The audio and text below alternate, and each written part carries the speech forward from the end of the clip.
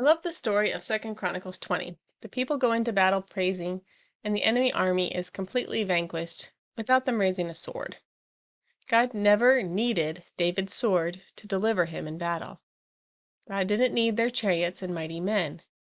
God didn't strengthen them so they could fight for themselves and not rely on him. The battle was never theirs to fight. The battle belongs to the Lord.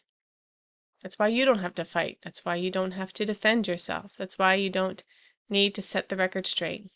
That's why you don't need to know the ins and outs of what everyone is thinking and plotting. That's why you don't need to turn to others to help and rescue you.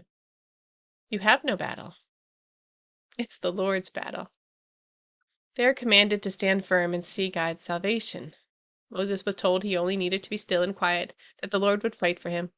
This is something the Lord does for his people. Jehoshaphat's army still goes out. They are commanded to go out. They had to face their enemies. They were not to hide. I don't know what their bodies were feeling, but they made the choice to obey and go out to the battle. At the front of the army are those appointed to praise. They sing, "Give thanks to the Lord, for his steadfast love endures forever."